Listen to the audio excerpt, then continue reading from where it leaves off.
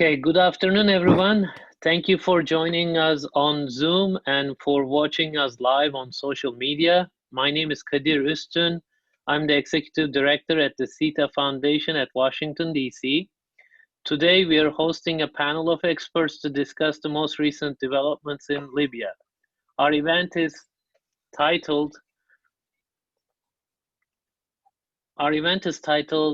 Shifting Dynamics Toward a New Era in Libya, ? As many of you might be following, the conflict in Libya has recently developed in a recent new direction with the retreat of General Haftar's forces from Tripoli and the government of national accords, recent advances towards the key city of Sirte. The dynamics on the ground appear to be shifting in favor of Libya's UN-recognized government.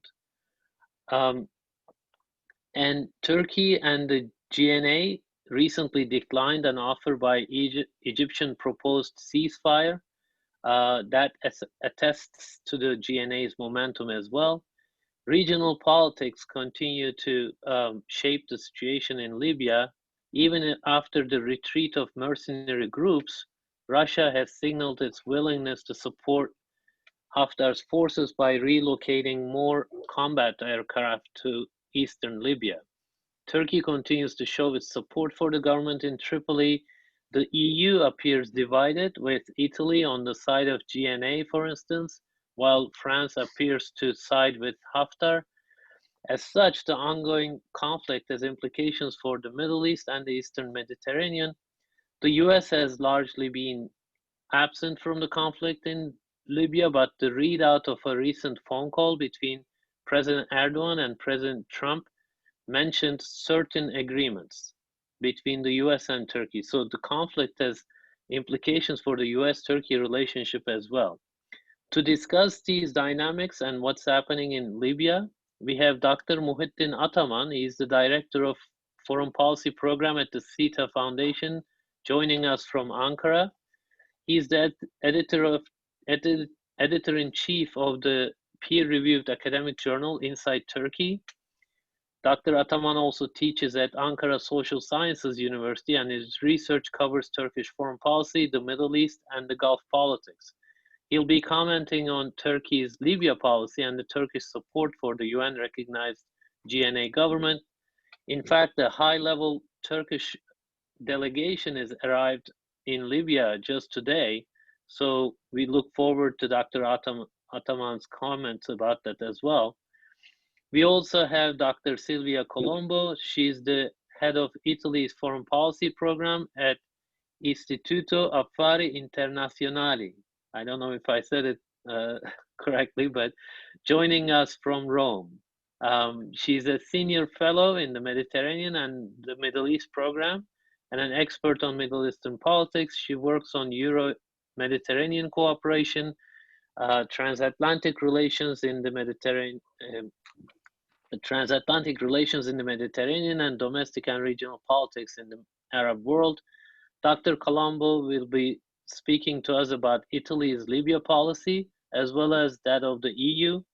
There are some major disagreements, as I mentioned, between European countries, like France and Italy, so I look forward to her analysis of the intra-European policy differences as well. We were supposed to have Tim Eaton of Chatham House joining us from London today, but he won't be able to join us due to a family emergency, so we apologize for that. We will start with our panelists' introductory remarks, and then I'll ask a few questions before we open it to questions from our Zoom and social media audiences. If you're on Zoom, please use the Q&A feature rather than the chat box to ask your questions. We'll try to make sure we answer all questions. Again, thank you all for joining us, and without further ado, I want to turn to Dr. Ataman for his introductory remarks about Turkey and Turkey's Libya policy. Dr. Ataman, the floor is yours. Thank you. Okay, well, Kadir, thank you very much for giving this opportunity to me to explain the position of Turkey towards Libya. I will try to focus on two different points. The first one is, yes, there are shifting dynamics in the Libyan crisis. The turning point followed by, after two significant developments between Turkey and Libya. The first one is the signing of two memoranda between Turkey and the legitimate government of Libya, that is the government of the National Accord, on November 27 of the last year. One of these memorandum was about the delimitation of maritime jurisdictions in the Eastern Mediterranean between the two countries. The second one was about cooperation in security and defense between the two countries. The second significant development based on the signed memorandum between the two actors was the deployment of Turkish soldiers in Libya on January the 2nd of this year, and the start of the Operation Volcano of Rage. So these two developments forced the realities to change on the ground.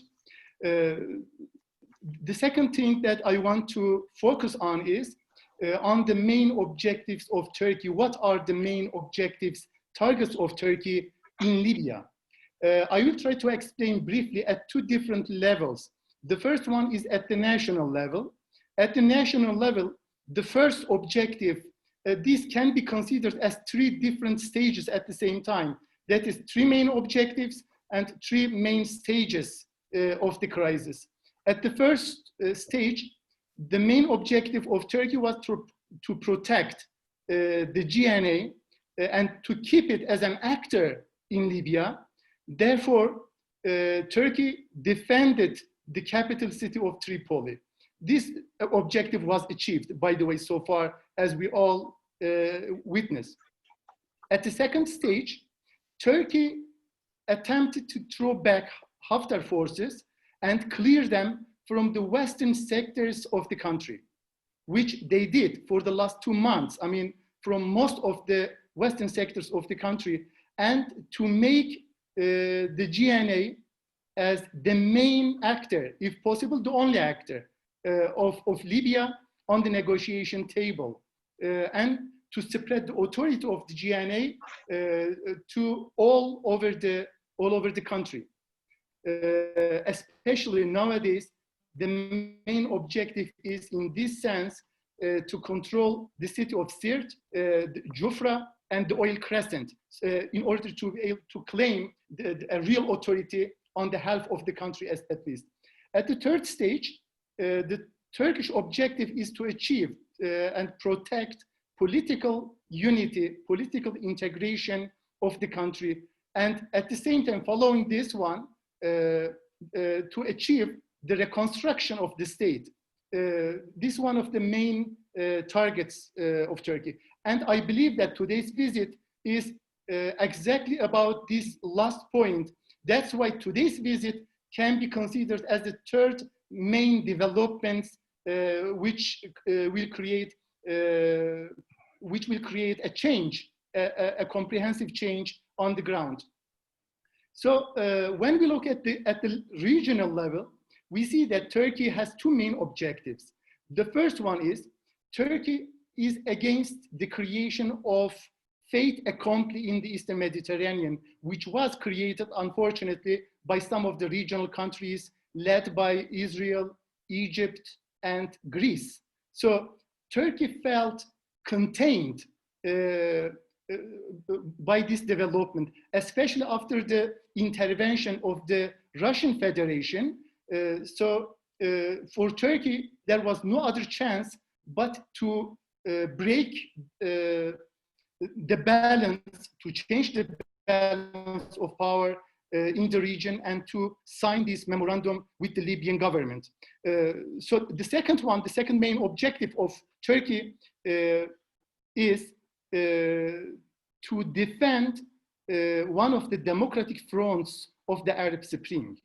You know, at the regional level, we know that the United Arab Emirates, Egypt, and Saudi Arabia has been trying to to transform the so-called Arab Spring into the so-called Arab Winter. That is to transform all democratic, I mean fragile, we know that incomplete democratic structures into hardcore despotic authoritarian regimes as they did it in Egypt. And they want to do this in Libya, in Tunisia, especially one of the most successful cases of the Arab Spring. So Turkey considered Libya as one of the main fronts to challenge these anti-Turkish forces and their attempts of containment in the region. And that's why Turkey wants to keep this, at least we know that the GNA representatives were mainly elected by the Libyan people, you know, after the election made in 2013.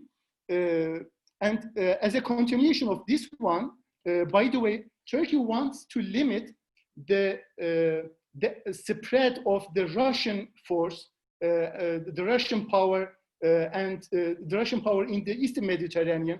As a matter of fact, Turkey, and as a political scientist from Turkey, I see this in the midterm and long term as a bigger challenge to Europe. That is, NATO and the European countries has to face this threat from the south. You know, when we talk about Russia, most people naturally consider this as an Eastern threat. That's why NATO has been piling up all of its powers, or most of its powers, in the Central and Eastern European countries. And in the long run, I think it will be a bigger threat, that is to control the Eastern and Central Mediterranean region.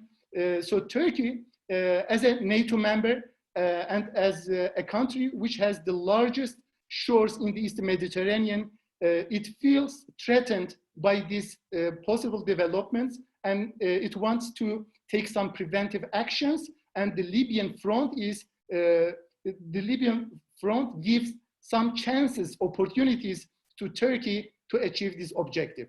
And I will keep it short, and at this point, then I'm open to further questions. Thank you very much.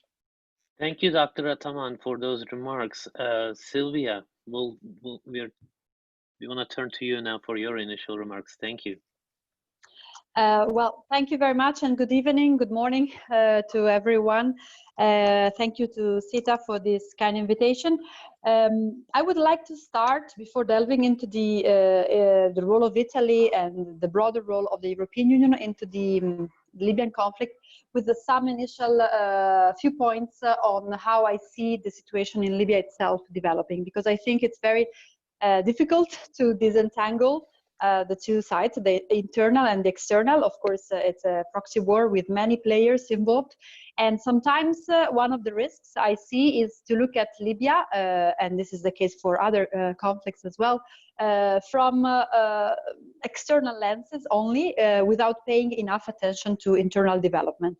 So we know very well, as you rightly said, Kadir, that a tremendous shift has happened in the past few weeks in Libya, which is after Haftar's defeat.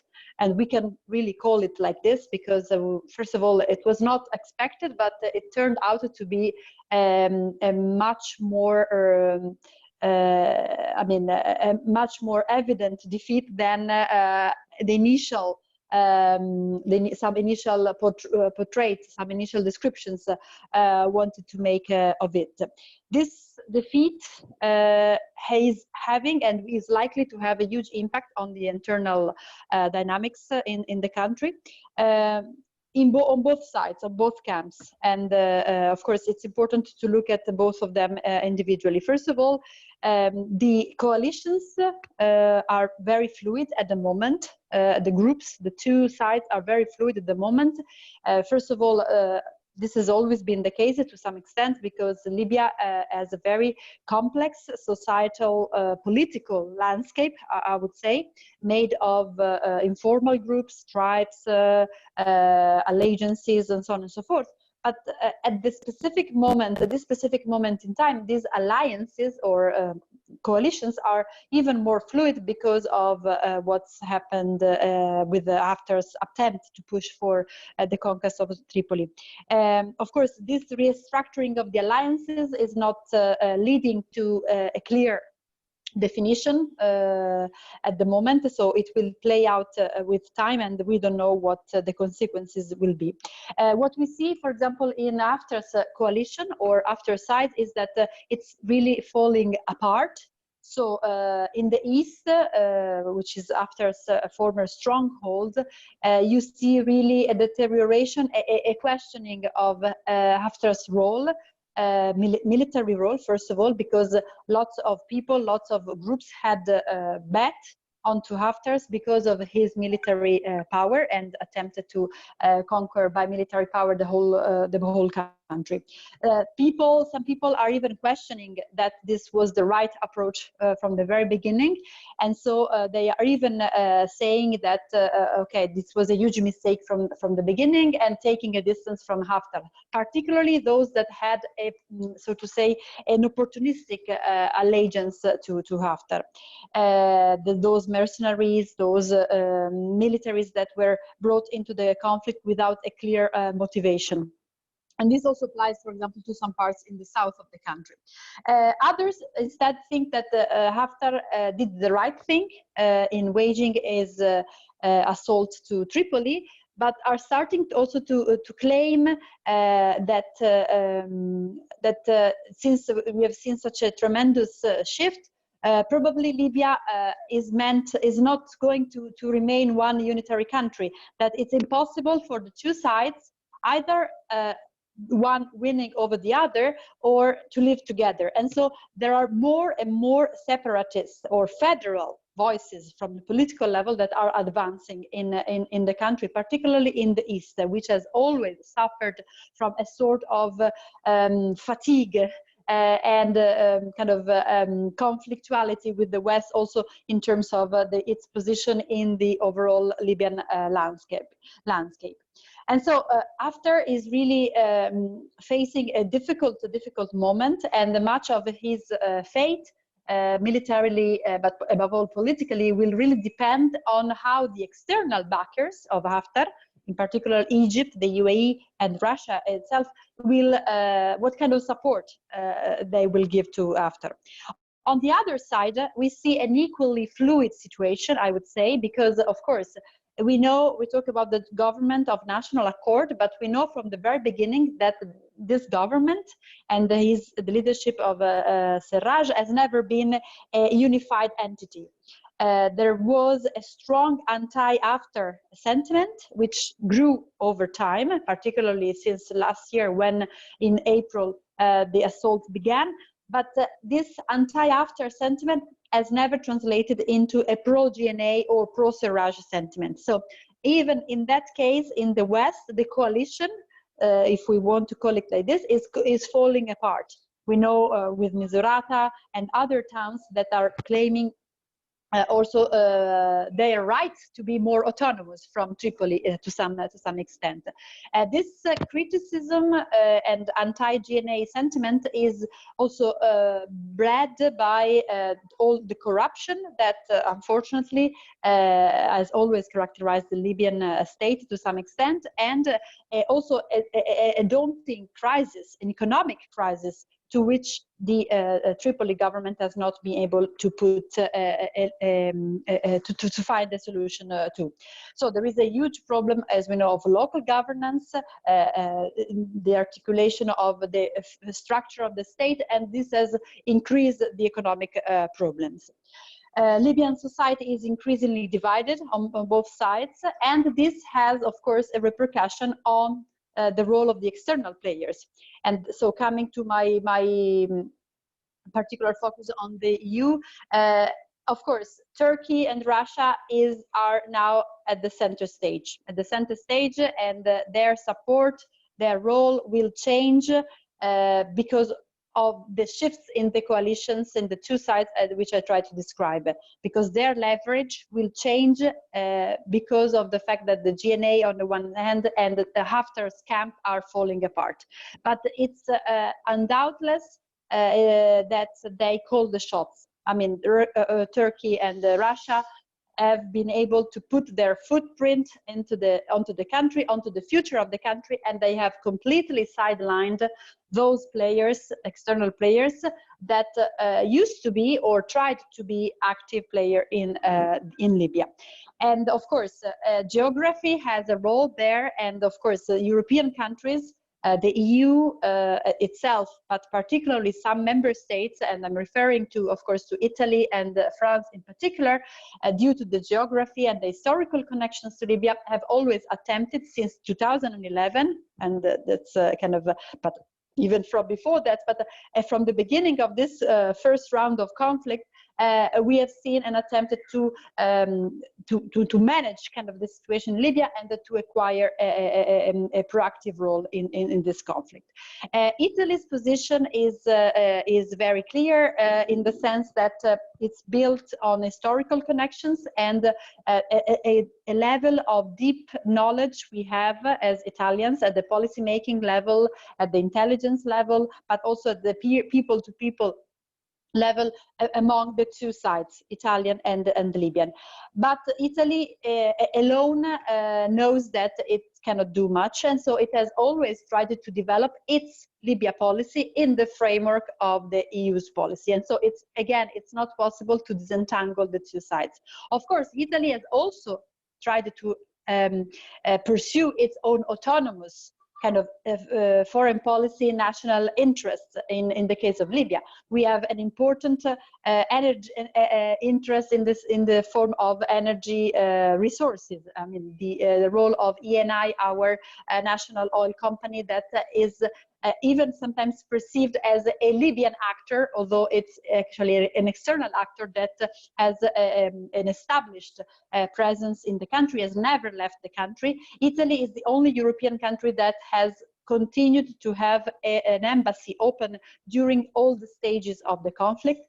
And through this embassy and through the personnel that works on Libya, both in Rome and on the ground, we have really tried to cultivate this very direct relations.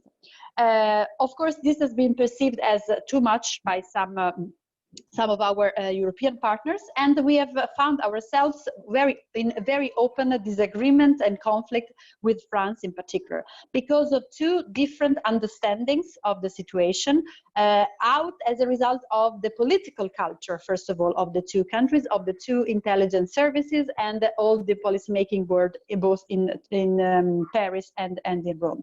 Italy made from the very beginning a quite direct and open choice of supporting the GNA, the Government of National Accord, which is internationally recognized, and has tried to push in the direction of reinforcing and strengthening this government in the framework of the European Union's policies towards Libya, which in their turn are based on what the UN does, because in terms of the political action, diplomatic action, and support to the negotiation, the EU itself has not played a direct role. It all builds its role, so to say, onto what the UN does. So the political dialogue and the negotiation that was until the entry into the picture of Turkey and Russia as the main kind of mediating player in the case of the Libyan conflict. So Italy is building, has made this choice. France, on the other hand, as we know very well, has chosen to support the other side, both formally and informally, in the sense that there are many instances in which France over the years has claimed to support and to be kind of in line with the broader European position in favor of, which is in favor of the GNA, but we know that behind the doors, not so behind, quite openly, actually France has pursued the policy that has tried to prop up Haftar and his side. Of course, this has intertwined with some very problematic, I would say, intra-European dynamics of competition and conflict against the backdrop of a foreign and security policy of the EU, which is still not well developed. The competition between France and Italy could have been actually a positive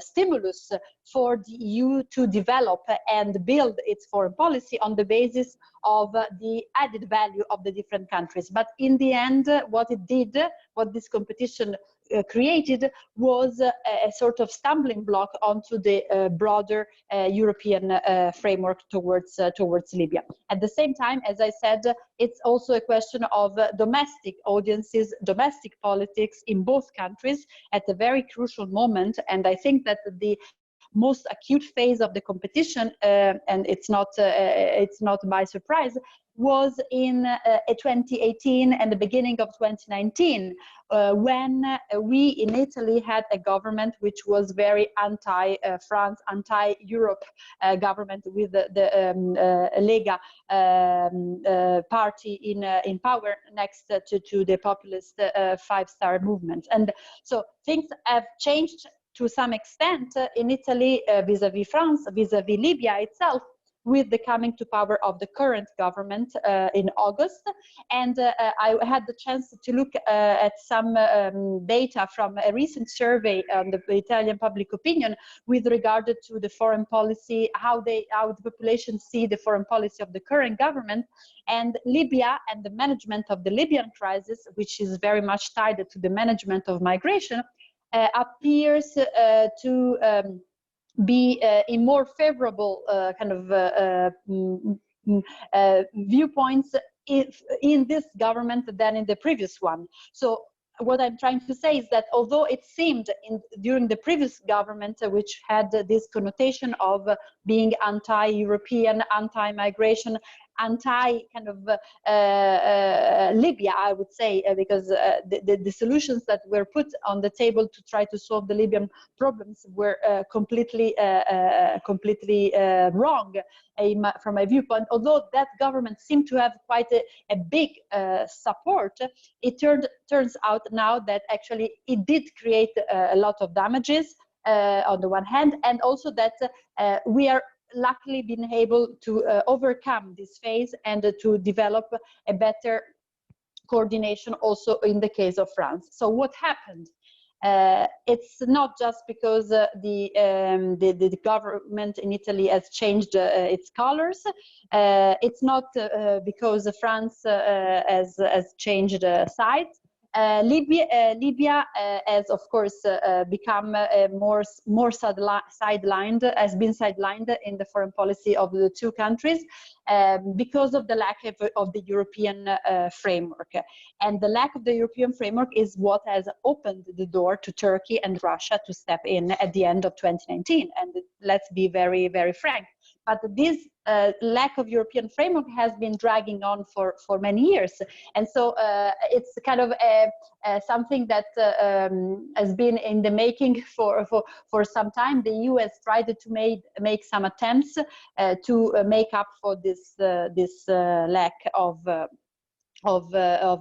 common foreign policy, but it's been taken hostage to some extent of the Italian-French conflict and the competition.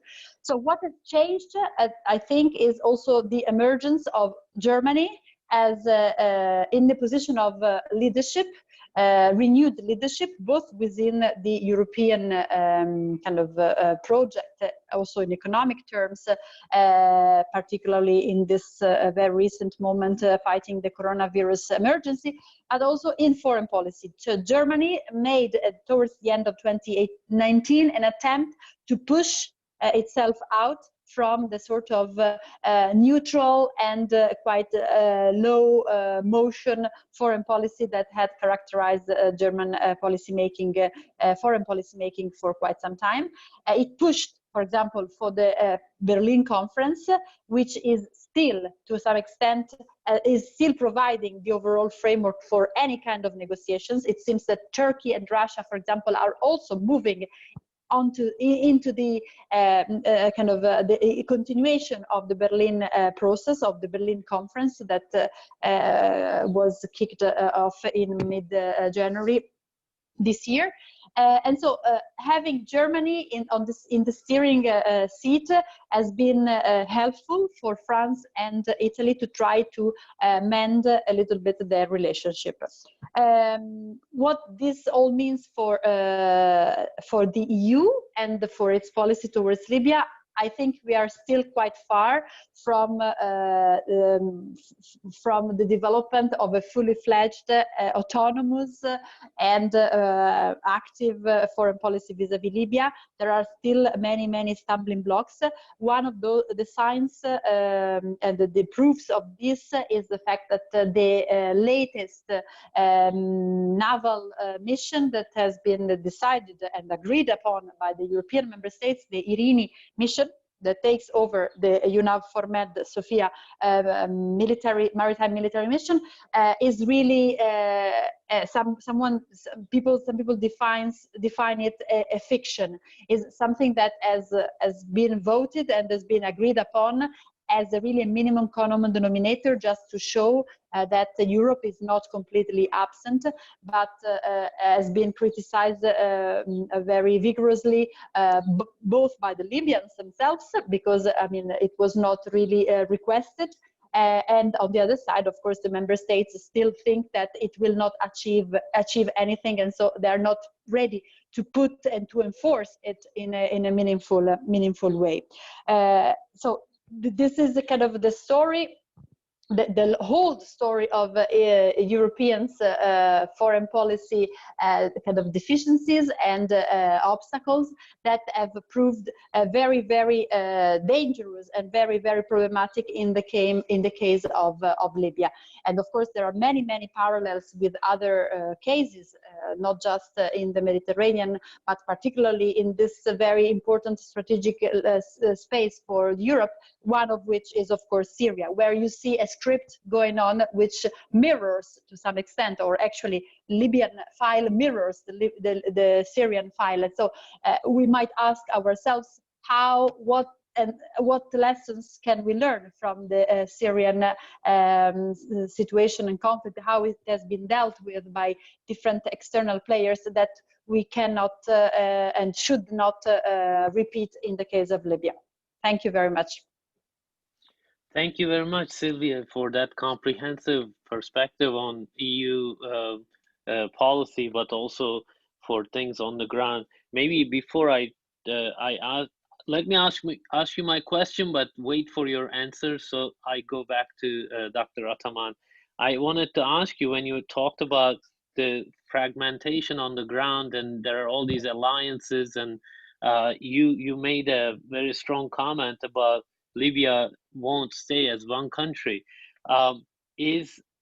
We know what happened with other nation building projects in the Middle East. Do you see any path towards Libya staying one country, one nation, if GNA is successful somehow, both militarily but politically as well? Do you see a path, or you feel like given the involvement of so many outside actors, it's just not going to be possible, but it's going to be more fragmented under the influence of different powers? Dr. Ataman, let me ask you my question about this recent offer by Egypt for ceasefire, and Turkey, as you know, declined that, and GNA declined it, obviously, and for understandable reasons, I guess. They have the momentum on their side. But were there other things that prevented Turkey and GNA from accepting that offer? Why did they decline it? And my second part of that question is who Turkey is working with in Libya. We've seen Sylvia indicated that Turkey and Russia have become the main actors there, but are there Turkey's other partners on the ground in Libya? Okay, thank you very much, Kadir, for the question. Let me say that the record of Haftar is the biggest reason of the decline of the ceasefire, the declaration of the ceasefire by Haftar and Egypt. Because so far, Haftar and his external backers have been trying to solve the problem through military means only. They were dedicated to the control of the whole country. He declared himself as the only representative of the Libyan state and Libyan nations. He is the one who did not abide by the declaration of ceasefires in Moscow, in the Sohayrat political agreement, in Berlin, in Rome. You know, he is the one who left the first all international platforms. So the biggest reason is his insistence on military means, using military means, with considering no red line. You know, he targeted, as we all know, the civilians, hospitals, civilian areas, etc. So the second one is one of his main backers, that is the United Arab Emirates, and with its influence, Saudi Arabia and Egypt, they are not in favor of diplomatic negotiations either. So together with all this, naturally, the GNA, they do not trust Haftar, and they do not trust his external backers. Okay, when it comes to the Turkish position, I think there is no alliance on the Turkish side, unfortunately. We see that diplomatically, it's the United Nations and many other international platforms, they declare the GNA as the only legitimate actor of the Libyan state and the Libyan people. But when it comes to the ground, unfortunately, there is no real support to Turkey. That is, Turkey remains so far as the only real, vital, and meaningful support for the GNA. You know, even Italy, you know, diplomatically, Italy supports Turkey, supports GNA, that is Turkish efforts. But unlike Egypt and unlike Greece, they are not on the ground. You know, even Germany, you know, it's a kind of in between, you know, mainly supporting diplomatic, at least in its political discourse. It supports the GNA, but nobody is on the ground, unlike the United Arab Emirates, unlike Russia, France, etc. So I believe Turkey is the only real backer of the GNA, unfortunately. Dr. Ataman, actually, you answered two questions from the audience. They were asking about the potential for Turkey and Libya to work together, cooperate on Libya. What are the chances of that? And what are the kind of interests, overlapping interests Italy and Turkey might have that would kind of allow and foster that cooperation? These questions were directed to both of you. So Sylvia, you can prepare to answer for that as well. Dr. Ataman, go ahead, please. Okay, I think, you know, in the context of the EU, we see a polarization when it comes to the Libyan crisis. We see on the one hand, we have Italy, I mean, which has been supporting the GNA. On the other hand, we have two strictly Haftar supporters, that is Greece and France. So to me, there is an overlap of interest in Libya for Turkey and Italy. So, you know, when it comes to the, for instance, to the oil sector, we know that the Italian companies are mainly compete with the French companies. So Turkey, in this case, can provide an atmosphere for the Italian companies, that is the GNA, as the GNA backers, to take benefit of the of the Libyan oil sector. So, and diplomatically also, both economically and diplomatically, politically, I see there is an overlap for the two countries. Thank you, Dr. Ataman. Sylvia, maybe you can comment on this Italy-Turkey question first before going back to my original question about nation building. Yes, sure. Thank you very much. Well, I mean, Turkey and Italy, well, they do of course share a lot of common interests in the case of Libya, but I would say that while Italy has its own kind of set of partners in the country, particularly in the western part, in the GNA, on the GNA side, and is very afraid of losing its ground, its connections, and so would not welcome to abrupt shifts in the kind of in the structure of power, so to say, of the GNA or of the sides that Italy is more involved with. On the other side, it seems that Turkey is trying really to build these new connections and to exploit them, particularly for economic reasons, which is totally understandable. And as the previous speaker mentioned, it all boils down and goes back to the memorandum of understandings that were signed by the GNA and Turkey in November last year.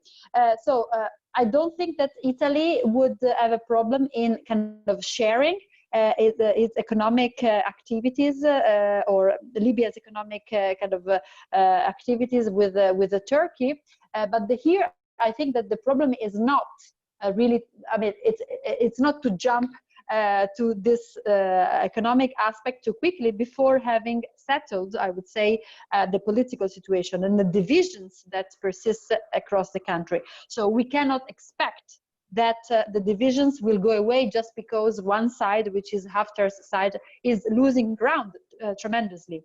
We know that the Libya will remain a fractured country, a very divided country, in which the economy will continue to play a negative role to some extent, because one side risks feeling kind of marginalized if we focus too much and exclusively on the western side, which is the case of Turkey and Italy for the moment. So it's probably preferable now to make a conversation, to start a conversation with those external players, UAE in particular, but and also Egypt in particular, I would say. So how to bring in the other side as well, and what kind of facilitation we can provide to unify the country again and to heal some of its problems, which are very much linked to the societal divisions and the political fractures that have grown over the years. And so I would say that Italy could have some cards in reaching out to Egypt, for example, at the moment, since Egypt sits on the other side, let's say, of the divide, and to try to engage with Egypt, and both of them as middle-sized powers in this kind of big conflict, where you see Turkey, which is a big size, Russia is a big size, of course. Italy in Egypt, on the other side, could play this kind of open some breakdown, open some have some groundbreaking role in trying to open a new period of negotiations, for example, after this heightened conflictual phase. And this is also linked to your question, Kadir, about the fragmentation of the country on the ground, which has been growing to the point that, as I was referring to, some people, some constituencies here and there, particularly, for example, some businessmen who from eastern Libya had fled to the west, and now they're coming back with the consciousness that after 1 year of conflict, it's very difficult for the two sides to heal the wounds and for them to continue their business or to remain united. And so there is this federalist discourse of a division, a partition of Libya, which is growing day after day. So a kind of discourse, we are not so fit to live together, and so what? I think that Libya has been confronted with this issue, with this problem, with this question many times before. I remember even in 2011, immediately after the fall of Gaddafi, that there was this question: will Libya remain a united country? And of course, the answer of the Libyans has always been yes. We are a united country despite all our history. I think that what preoccupies the most, I mean, what is slightly changing now is that the fatigue after almost 10 years of conflict, and the fact that the politicians on both sides have completely lost the trust of the population, are pushing some people to question whether there is de facto a partition of the country, or it could be a potential solution. I don't think it will be any solution to the conflict, and more importantly, I don't think that Turkey and Russia would accept this solution. They are in one way or another struggling and kind of coming to terms with one another in order to keep the country united. A sort of division of labor, division of spheres of influence, so fragmentation, as you rightly said, without coming to this very drastic solution. Thank you, Sylvia. We have quite a few questions, and for the sake of time, I want to go through them before I ask more questions and take more time. And I'll want short answers if possible. Thank you so much. I think this has been so far very comprehensive and great, explaining all the different dynamics, both internally and externally. Dr. Ataman, a question is on Russia. Is there an agreement, possibility for an agreement between Turkey and Russia? What are major conflicting views? Would it be acceptable to Russia, for instance, GNA reaches and controls the oil crescent and al-Jafra base taken away from Haftar, for instance? Yes, go ahead. Okay. You know, we can make a comparison for the Russian state, comparison of the Libyan crisis and the Syrian crisis. You know, when we look at the Syrian crisis, we see that the Russian state officially is there, and it has been backing, supporting the Assad regime, especially since 2015. And it officially declared that he has been supporting the Assad regime. But when it comes to Libya, the Russian state does not want to declare that it is in the Libyan crisis. It intervenes the Libyan crisis officially as a state. Therefore, for instance, it sent you know, a private military companies, Wagner, to send its mercenaries to there. It painted its aircrafts not to be seen as the official Russian aircrafts. That is, Russia is there indirectly. So the meaning of the Libyan crisis is not the same as the meaning of the Syrian state for Russia. But still, I think there is no chance.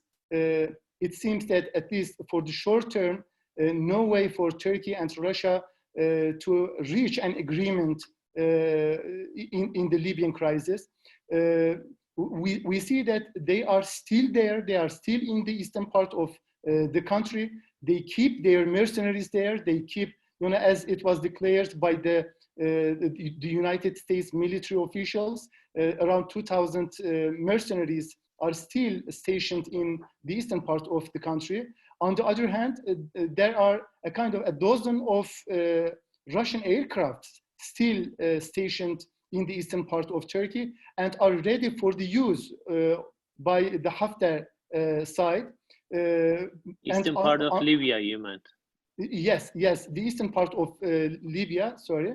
Looking from the Turkish side, and Turkey, you know, values attach a great importance to the maintenance, to the protection of the GNA government in Libya. You know, otherwise, as I've mentioned earlier, it will be quite harmful for both bilateral relations and the regional setting, the regional balance of power. So Turkey cannot take some steps back vis-a-vis the Libyan crisis. So I see no agreement, at least for the foreseeable future.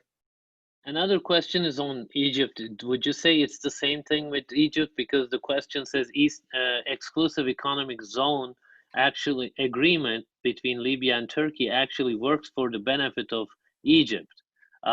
So do you see that as a potential rapprochement possibility out of that overlapping interest, or you think it's the same dynamic with Russia?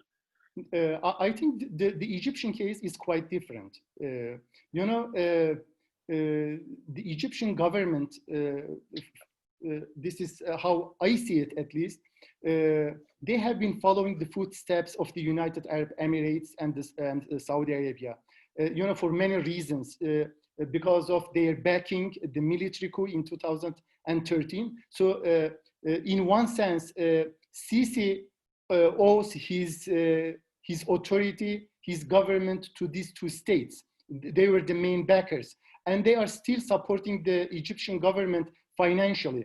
Unfortunately, it is quite ironic, by the way, to see one of the two heavyweight Arab powers, which is Saudi Arabia and Egypt, becoming the tail of the Emiratis. So it's quite shameful for the Egyptian government to act in this way. I think my interpretation, Turkey is quite ready to initiate a rapprochement with the Egyptian government.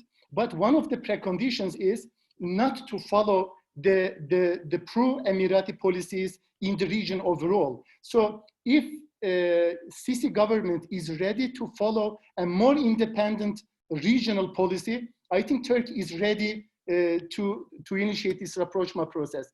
As it is mentioned in the question, signing the economic exclusive zone, they have reached an agreement with the Greek Cypriots, which was unfavor of them.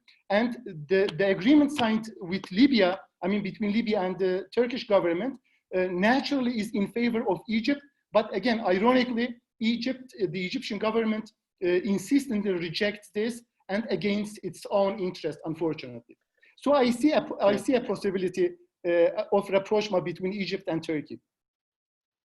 But it's going to be difficult, you're saying. It will take time, unfortunately. Yeah. Sylvia, there is actually, I want to combine three questions. I think they're all interrelated. One is about US-Russia potentially coming to an agreement on the Libyan issue. The other one is on the UN Security Council. Does the Security Council have a role to play? And of course, EU's role in Security Council regarding the situation in Libya. And then there's also a specific question about the US. Why is US hindering the process of appointing a special envoy of UN to Libya to replace Ghassan Salama? So sort of, UN, EU, we know often aligns with the UN Security Council resolution. Has there been any movement there diplomatically? I haven't seen much. Sorry, I'm adding more to this, but I was going to ask you about NATO, right? You talked about EU's, foreign policy not being clear, and it's kind of, there are internal disagreements between France and Italy, etc. How about the NATO angle, I was going to say?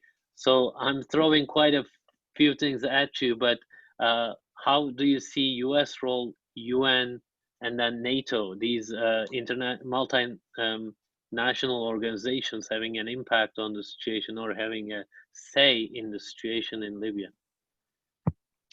Well, thank you very much. These are very, difficult questions, and I'm not sure I have all the answers. Of course, I will just say a few words because they are all interrelated. Of course, we are talking about the external powers who, as part of different multilateral fora, used to have the biggest role in managing conflicts and solving conflicts until recently. But we know that globally now conflict resolution has been taking different shapes and different formats recently. And so we have a crisis of trust and the deterioration of the role of the United Nations and in particular the Security Council within it, because it's totally blocked. I mean, the problem with the Security Council and the UN at large is the fact that its ability really to put forth a solution that are or actions that are binding for its members, and that could really make a breakthrough in the conflict situations is really limited because of the particularly US-Russia conflict at some points, but also I would say that the US-China conflict, which is not directly linked to the Libyan conflict itself, because I mean, but globally, of course, it does create a burden onto the UN ability, and particularly the Security Council's ability to play a role there. So there is a host of problems with the UN, which we all know, but I think that the current US-China conflict that, as I said, goes much in broader terms, is what is putting a lid onto the performance of this crucial institution. And then, of course, on the European side, our performance also within the UN and the conflicts that you see on the European side also get translated at the UN level, although luckily at the UN level we have been able in recent years to try to muster a more united European position, which is again is a very limited common denominator, minimum common denominator position of the European countries, which is not going to make any breakthrough. But there is a broader question, or a question in the background that's I think has an impact on all of this. What is the US policy vis-a-vis Libya, if any? I mean, can we say that the US is interested in Libya, is willing to play a role, has the potential to do that, or is totally taken by other stuff? It seems that the US is not really there. It's really looking from kind of from behind the curtains, and so before talking about the possibility of US-Russia coordination, it's really important to think of what the US wants to achieve in the case of Libya. It sees as any role for itself. What I see in the case of the US is that in one way or another, they are not going to get involved in this conflict. They didn't do that during the most tense phase of the conflict, which is the year that is just behind us, and they are not going to do that. They are looking at how Russia is positioning itself, of course, and let's not forget that Russia is supporting the same side as the UAE and Egypt, which are US allies in clear ways, and Russia knows this very well. So in one way or another, the US is present in the conflict, I think, because I mean, behind the UAE and behind Egypt's policies vis-a-vis Libya, there is some level of information coordination with the US. I would say, particularly and for sure when it comes to Egypt, but I would say also of the Emirati, say the same thing of the Emirati for obvious reasons, because of the importance of the Gulf dimension of the US foreign policy in the Middle East in general. And coming to NATO, well, NATO, again, suffers from the same problems of the UN, which are even made more acute by the fact that Turkey, a NATO member, is a part of this conflict. At the same time, there is, of course, the tensions on the European soil with the Cypriot issue. So it's really trying to remain outside of Libya, also because I don't think the time is ripe for NATO to go back to Libya in any form after what happened in 2011, because among Libyans themselves, NATO's intervention is not necessarily seen in good eyes. And I think I'll stop here. Thank you, Sylvia. Dr. Ataman, very quickly, there's a question. There are two questions on France and Turkey. Basically, are there overlapping interests between the two countries, and the current war of words between France and Turkey how is that going to evolve? Very quickly, you have Okay. 30 seconds to a minute at most. 30, Thank you. okay, okay. That's fine. There is no overlap, unfortunately, between Turkey and France in the Libyan crisis. Last week, the French officials, they have declared Turkey as an aggressor in the Libyan crisis. And unfortunately, you know, this claim was made by a NATO ally who has been supporting General Haftar, whose main backer is Russia. Okay, so I see quite ironic when the United States has been supporting other Arab countries supporting Haftar. That means indirectly the United States has been supporting the Russian actor, not an American proxy or actor on the ground.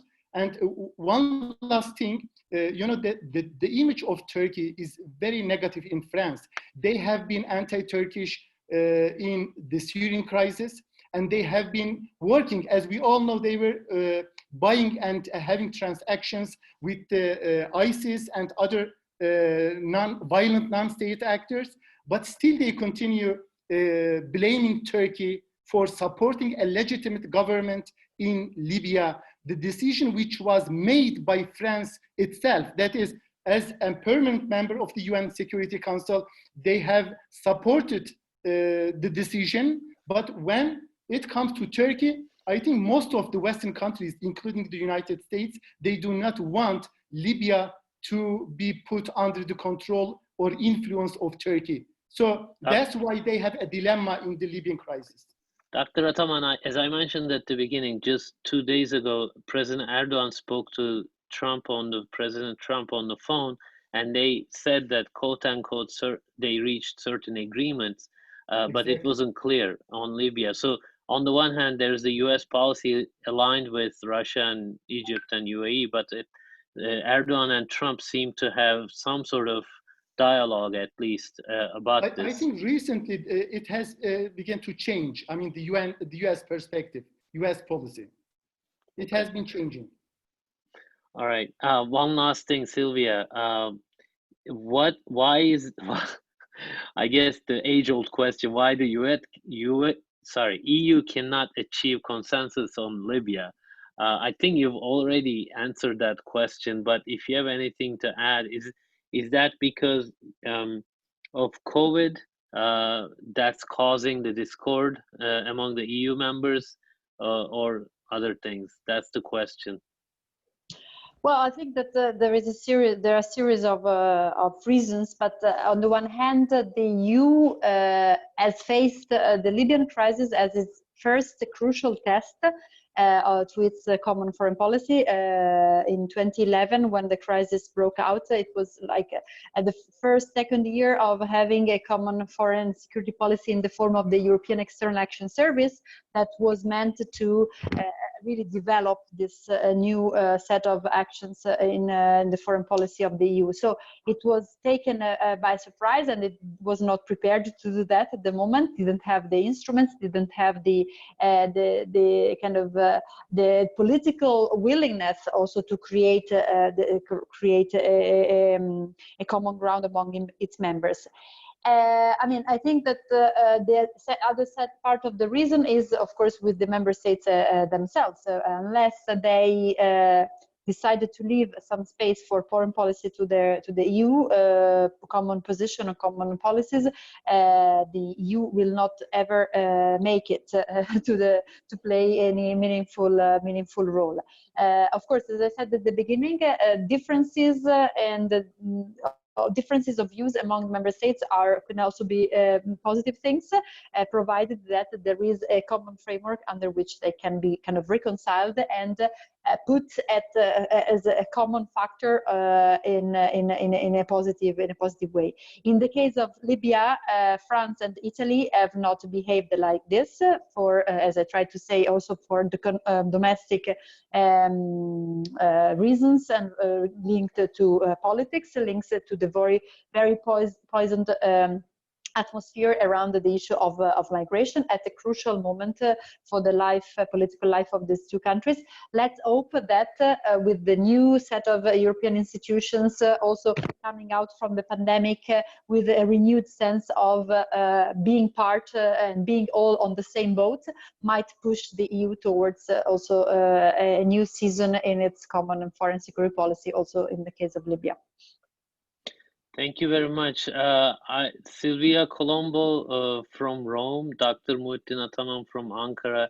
I think this has been such an in-depth, comprehensive discussion, and I want to thank you for explaining all the complexities of the conflict, both internally, domestically, but also regionally, explaining to our audience what is at stake and what are the dynamics ongoing. And I think if you've taken anything away from this discussion, it's going to continue to be complex and messy, and we are going to probably hear more and more about Libya with all the sort of diverging interests of regional actors as well as global actors.